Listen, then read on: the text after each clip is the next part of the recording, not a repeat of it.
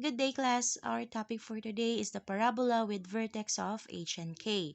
So here we have the equation for the parabola with vertical axis of symmetry.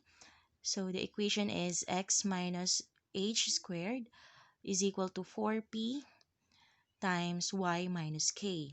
So if p is greater than 0, so your parabola opens upward. While if your p is less than 0, the parabola opens downward. While the parabola with horizontal axis of symmetry, the equation is y minus k squared is equal to 4p times x minus h. If p is greater than 0, your parabola opens right side. While if p is less than 0, the parabola opens to the left. Now we're talking about the focus. For the focus of vertical, we have h k plus p. While for the horizontal, we have h plus p and then k. Next, for the latus rectum, we have h plus 2p, k plus p, and h minus 2p and k plus p. While for the horizontal, we have h plus p and k2p, h plus p and k minus 2p.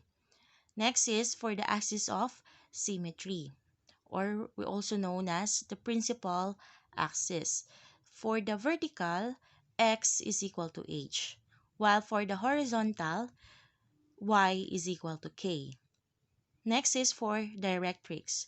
So directrix, we have for the vertical, y is equal to k minus p. For horizontal, we have x is equal to h minus p. So now let's proceed for the example. Let's have example number 1. We have x minus 2 squared is equal to 20 times y minus 5. Find the coordinates of the vertex, focus, latus rectum, axis of symmetry, and directrix. Since x here is in quadratic form, our parabola opens upward since also it is a positive. Now let's have the equation or the formula.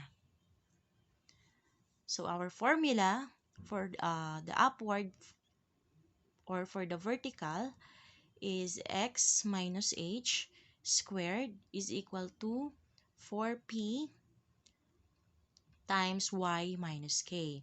First, let's find the vertex. Okay, so our vertex is h and k.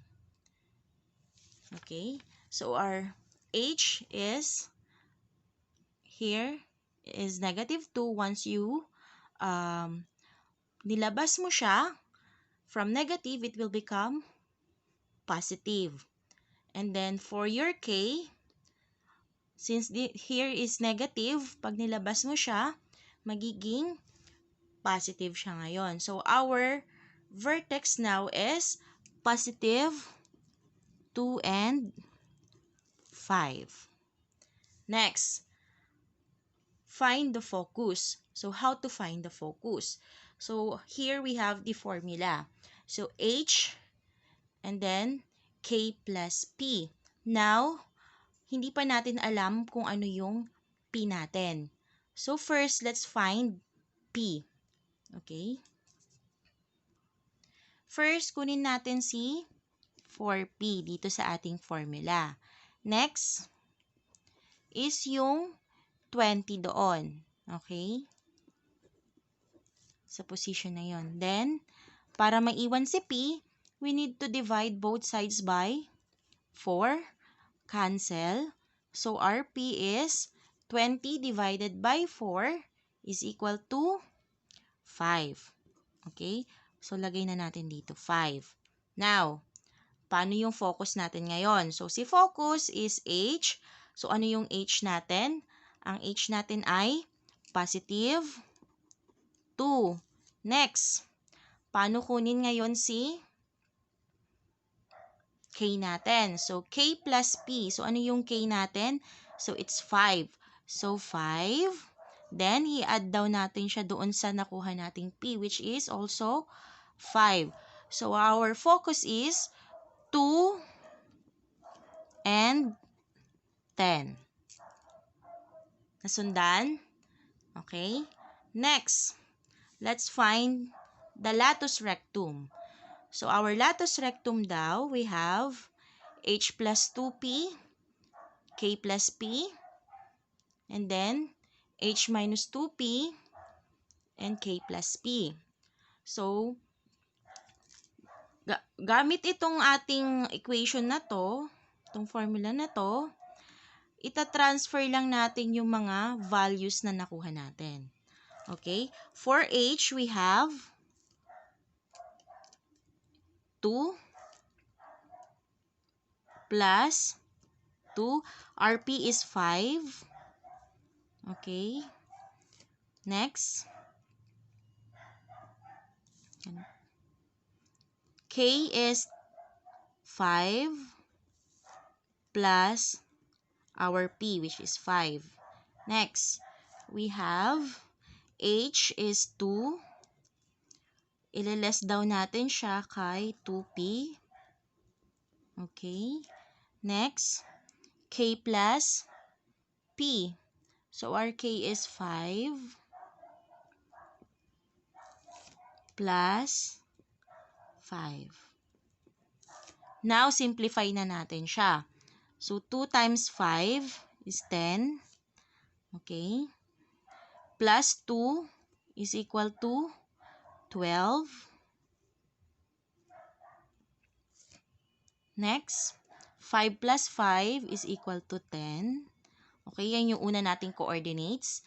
Next, yung kasunod natin. So, simplify muna natin itong dalawa.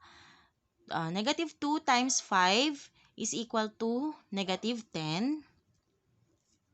Plus 2 is equal to negative 8. Then, 5 plus 5 is positive 5. So, our latus rectum is 12, 10, and negative 8, 10.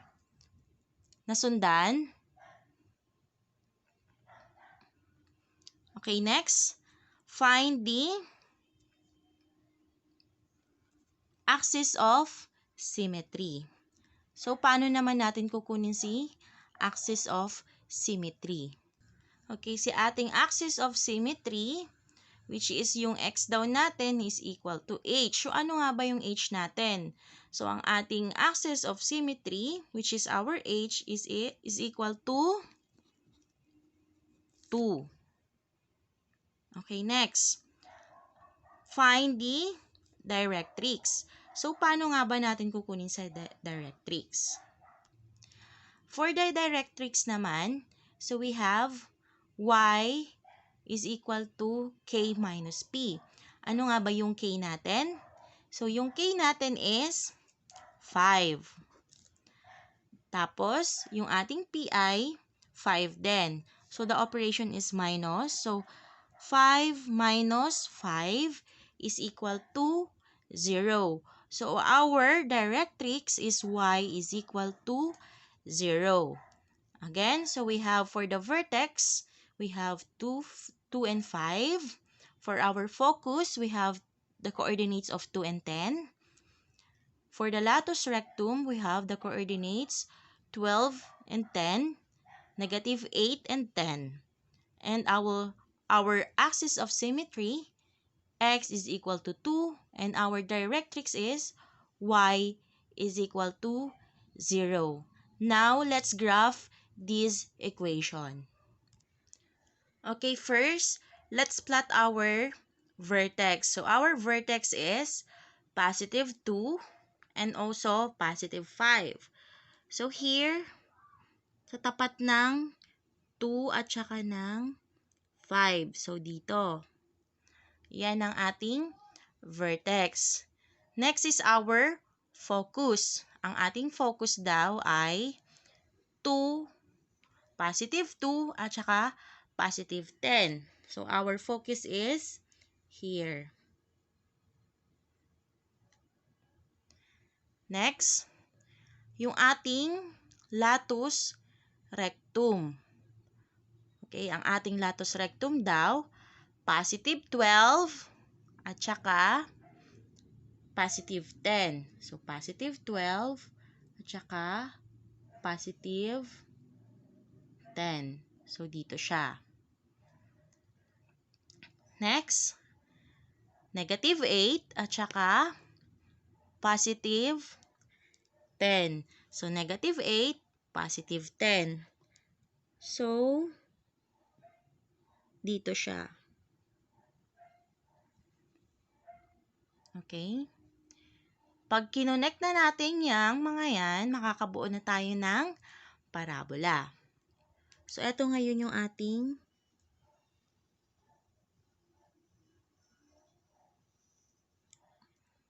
parabola.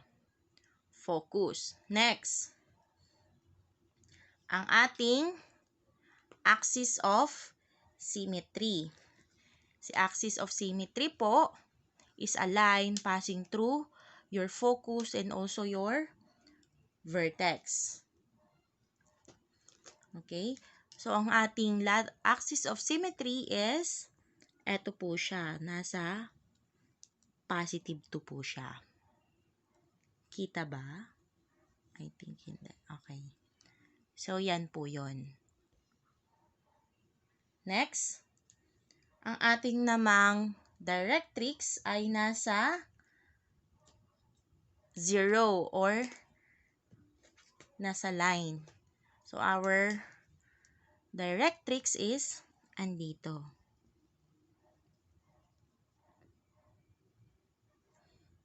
Okay? So, ang ating directrix po is hindi po pwedeng mag-meet kay parabola. So, yan po yung ating example number 1. Let's have example number 2. We have x plus 1 squared is equal to negative 4, y minus 3. Find the vertex, focus, the P, the latus rectum, axis of symmetry, and also the directrix. Since ang ating x ang nakakwadratic and it also negative, ang ating parabola opens downward. Okay? First, let's find the vertex. Okay? Our vertex is H and K. So, let's have this. Okay? So, our H is here, which is positive 1. Pag nilabas mo siya, magiging negative 1. Okay? Yung ating K naman, which is negative 3, pag nilabas mo yan, magiging positive 3 naman siya. Now, let's find naman the focus. So, our focus is H, K plus P. Okay? Ang H natin is negative 1. Since hindi pa natin alam ulit yung letter P, ang gagawin natin, find the letter P first, or our distance. So, kunin natin si 4P. Yung value doon, which is negative 4. Okay? Para maiwan ulit si P, divide both sides by 4. So, cancel na yan. Our P is negative 4 divided by 4 is negative 1. So, our P is negative 1. Okay, our focus now is K. So, our K is 3 plus negative 1.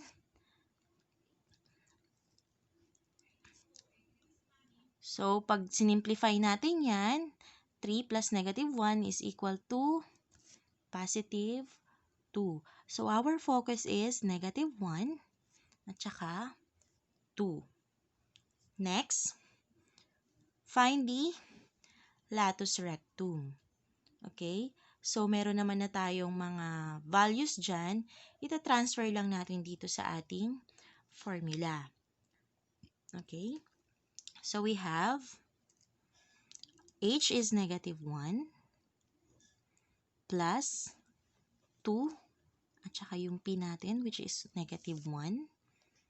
Next, k is positive 3 plus our p which is negative 1. Next, h is equal to negative 1 minus 2p tsaka k plus our p which is negative 1. Okay? So, simplify muna natin lahat siya. Unahin natin yung dito sa kabila. Okay? So, 2 times negative 1 is equal to negative 2.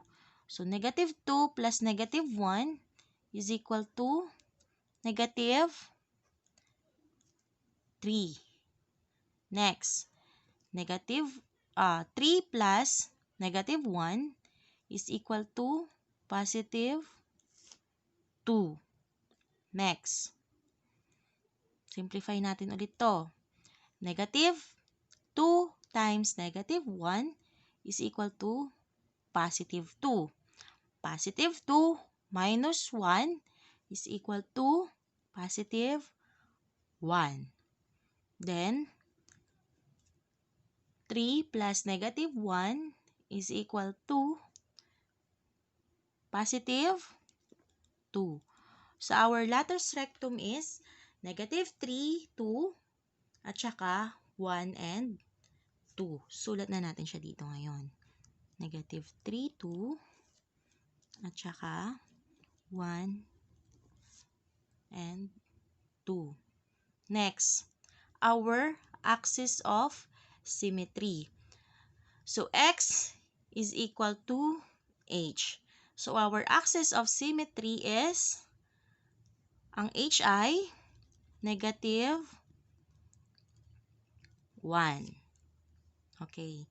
Next, find the directrix. So, for the directrix, we have y is equal to k minus p. So, yung ating k is 3.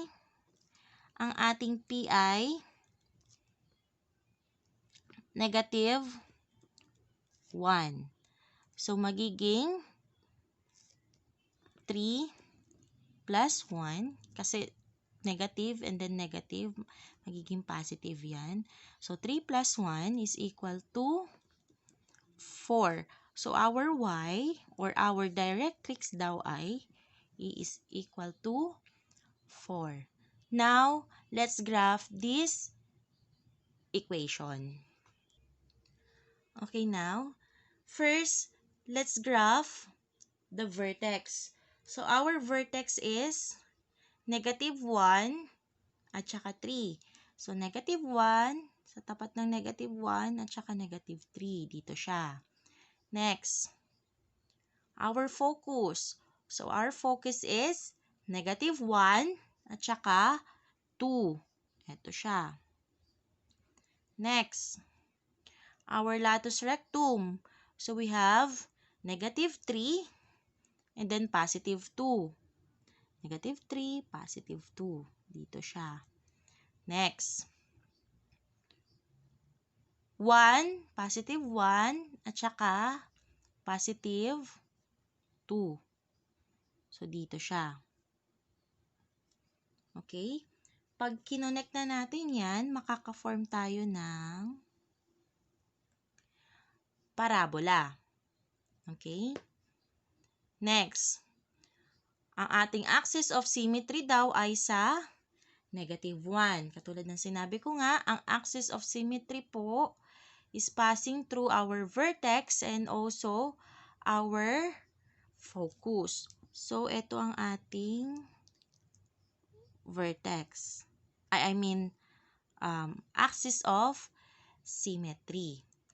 Next, ang ating directrix. So, si directrix po ay hindi makokonect kahit saang points po ng parabola. Okay? So, our directrix ay doon daw po sa y is equal to 4. So, dito siya. Yan naman ang ating directrix. Nasundan? Now, let's have another example. We have example number 3. We have y plus 4 squared is equal to negative 8 times x minus 5. Find the coordinates of the vertex, focus, your P, the latus rectum, axis of symmetry, and also the directrix. Since yung y po ang nakakwadratic natin, our parabola opens, pwede siyang pa-right or for left. Since naka-negative po yung ating equation, ang ating parabola ay naka-open sa left. Okay? So, let's have here. Okay? First, let's find the vertex. Okay? Our vertex is H and K. Okay? For this equation, our H daw ay negative 5. Pag nilabas mo siya, magiging positive 5. Next, ang ating K is positive 4. Pag nilabas mo yan, magiging negative 4. So, our vertex is positive 5 and negative 4. Next, find the focus. Okay, our focus daw is H plus P at saka K. Okay? Ang K natin ay negative 4. So, ang hahanapin natin is our H. Okay? So, kunin muna natin yung value ni P. So, 4P, kunin natin si 4P. Next is negative 8. Then, para maiwan si P, kailangan natin siyang i-divide both sides by 4. Okay, so negative 8 divided by 4 is equal to negative 2. So, our P is negative 2. Okay, now, find na natin yung focus natin. So, ang H natin ay 5. Tapos, i-add natin daw siya kay P. So, 5 plus negative 2 is equal to positive 3. So, our focus is 3 and negative 4. Now, let's find the latus rectum. Okay, si latus rectum po, we have H plus P, K plus 2P, tsaka H plus P, and then K minus 2P. So, may mga values naman na tayo niyan, ita-transfer lang natin dito sa formula na po na yan. So, first we have the H. So, our H is 5. Ang ating P ay negative 2. Okay, next. Ang K natin ay negative 4 plus 2P. Okay.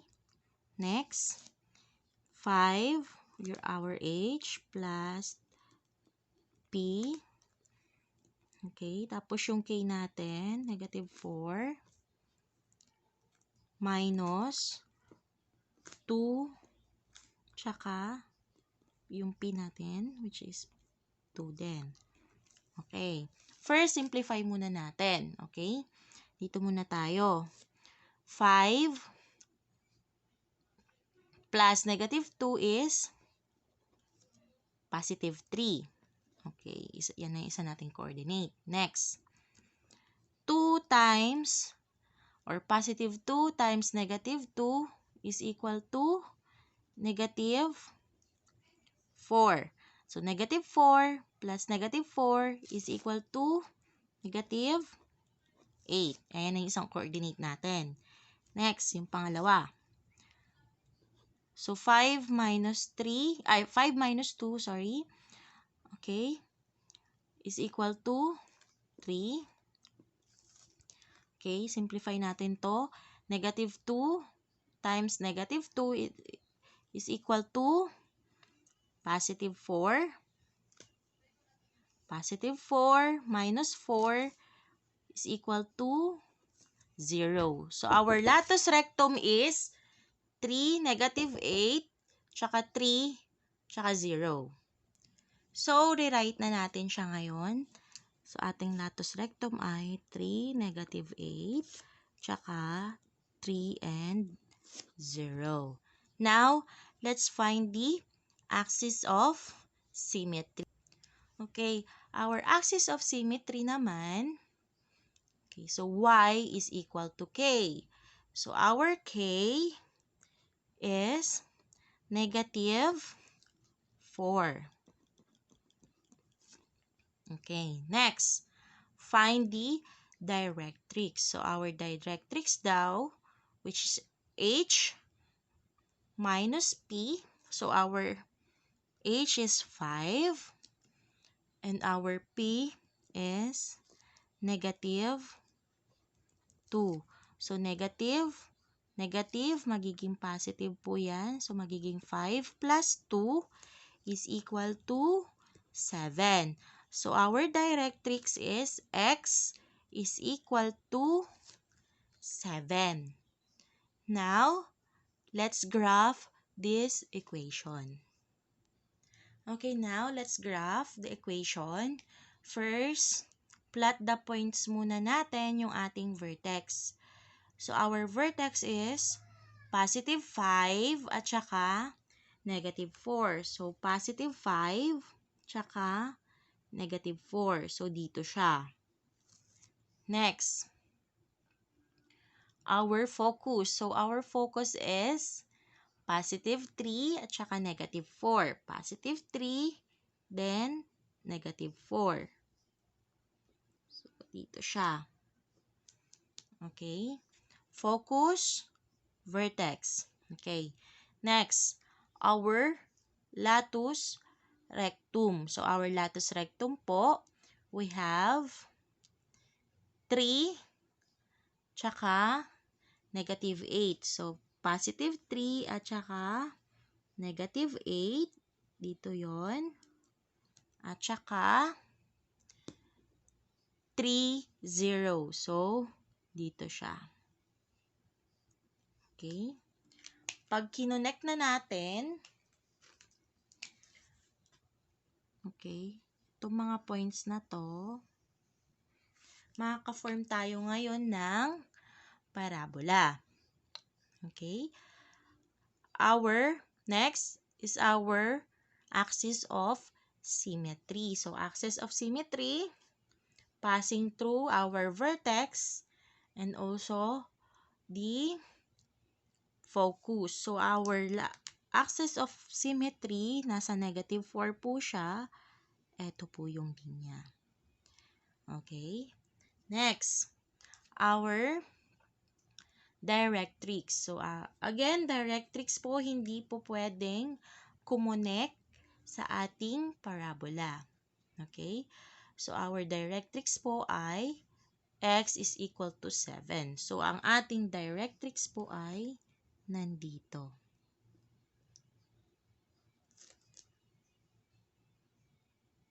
Okay, nasundan?